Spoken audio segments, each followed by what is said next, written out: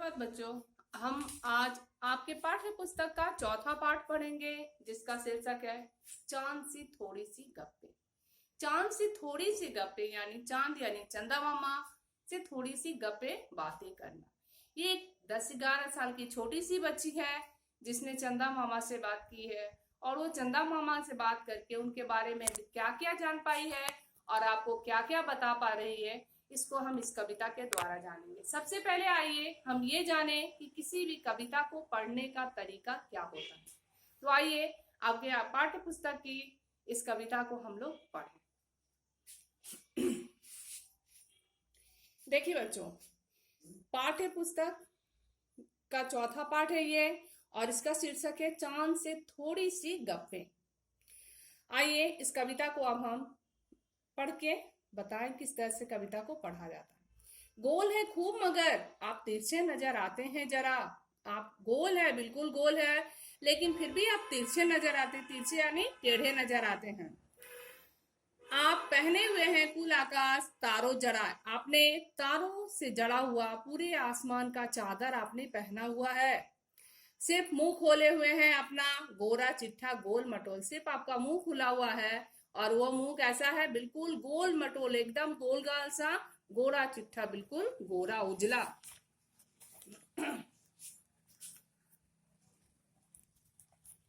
अपनी पोशाक को फैलाए हुए चारों सीमत। बच्चों यहाँ सीमत का मतलब दिशाएं हैं, चारों दिशाएं।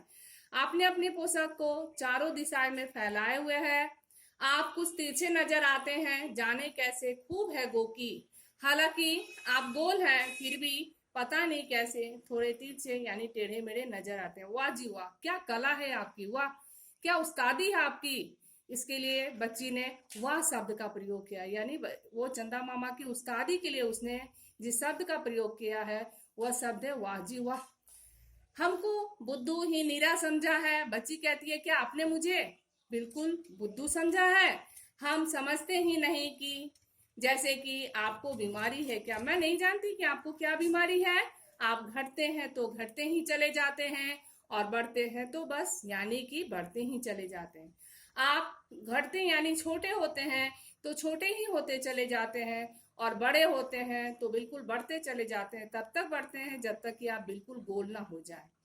दम नहीं लेते हैं जब तक कि बिल्कुल ही गोल ना हो जाए। देखो बच्चों, यहाँ बिल्कुल शब्द को अलग अलग लिखा गया है। इसके लिखने का मायने क्या है? लेखक ने बिल्कुल शब्द को एक साथ ना लेके अलग अलग क्यों लिखा है? क्योंकि ये चंदा मामा के एकदम गोल होने की बात यहाँ बताई गई है। इसलिए लेखक ने यहाँ बिल्कुल शब्द को अलग अलग लिख करके आपको ये बताया कि चंदा मामा एकदम से गोल है। गोल ना हो जाए, बिल्कुल गोल, यह मर्ज आपका अच्छा ही नहीं होने में आता है। बच्ची कहती है कि आप तब तक गोल होते रहते हैं, तब तक बढ़ते रहते हैं जब तक कि आप बिल्कुल गोल ना हो जाएं। यह मर्ज, मर्ज यानी रोग, बीमारी आपका अच्छा ही नहीं होने में। आपका ये बीमारी कभी अच्छी होने वाली बीमारी नहीं है। यह आपकी बीमारी हमेशा आपके साथ रहती है, आता है, होने में आता है, अर्थात यह बीमारी आपके साथ ही रहती है। और कभी आप गोल होते हैं बढ़कर, तो कभी आप छोटे होते होते बिल्कुल गायब ही हो जाते हैं। अब देखिए बच्ची ने किस तरह से चंदा मामा के बारे में, उनकी खूबी के बारे में इस कविता के द्वारा हमें सब कुछ बता दिया है। बच्चों, कविता को याद करने के साथ साथ मैंने बार बार कहा, मैं बार बार आपको बताती हूँ कि आपको उसका लेखक का भी नाम होना चाहिए, याद होना चाहिए। इनके लेखक का नाम है शमशेर बहादुर सिंह। लेखक कौन है? चांद सी थोड़ी सी गप्पे कविता के लेखक है शमशेर बहादुर सिंह। कविता के नाम के साथ साथ अब कवि का नाम भी याद हमेशा रखेंगे। आइए अब इस पाठ से संबंधित कुछ शब्दार्थ को हम जानें। शब्दार्थ: बुद्धू यानी बेवकूफ, तिरछे टेढ़े मेढ़े, कुल आकाश यानी पूरा आसमान, पूरा आसमान का चादर, तारों से भरा हुआ पूरा आसमान का चादर चंदा मामा ने ओढ़ा हुआ है। सीमत, सीमत मीन्स दिशाएं, चारों दिशाएं, जो हमारा पूरब पश्चिम उत्तर दक्षिण जो दिशा है वो दिशाएं।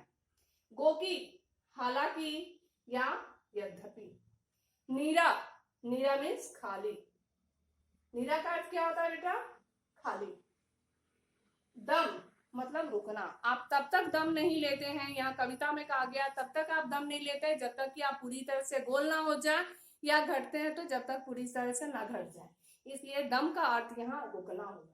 और मरज, मरज मीन्स रोग या बीमारी। बस आज के इस वीडियो में कविता और उसका शब्दार्थ इतना ही।